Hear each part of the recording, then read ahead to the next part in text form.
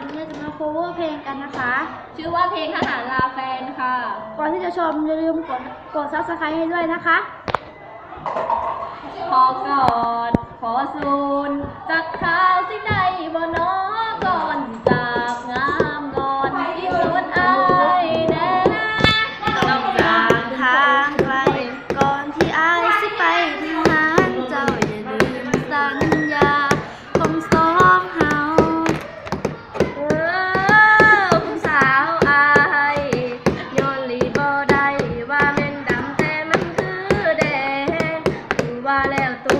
วขี้เกียจโดดใส่หน้าผากคันข่าวมันหอกใส่ว่าปีนี้แล้วนะทหารลาแฟนโอ้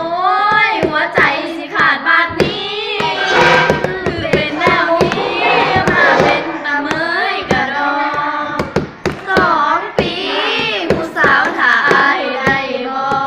โอ้เจอไว้เนาะอย่าไปเลาะไปลิ้นสิเลอเด้อ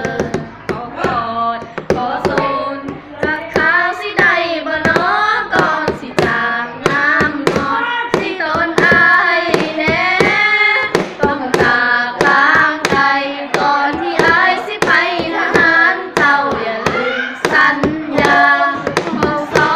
งเฮาอย่าคิดฮอดผู้อื่นนอกจากอายเด้ออย่าเด้อยามนอนอายกะละปันฮอดเจ้าสุคืนสุแรงสิบ่มีบางมาสิเมตตัวเลยไม่ยากความหักอมตะของเฮาได้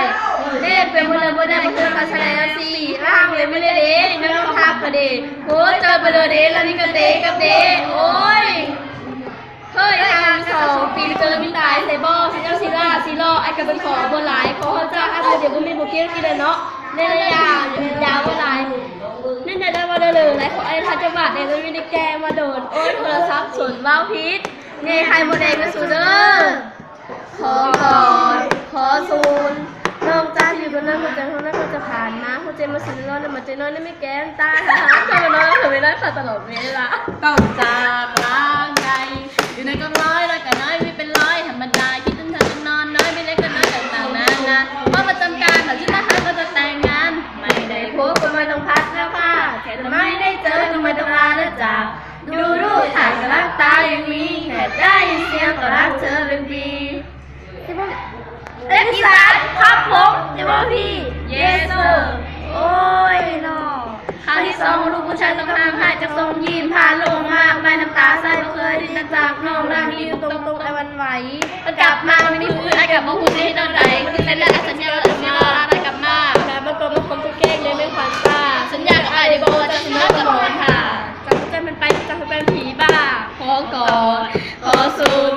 จากเท้าสิได้บ่น้องก่อนสิจากงานนอนที่ต้องตายแน่ต้องการ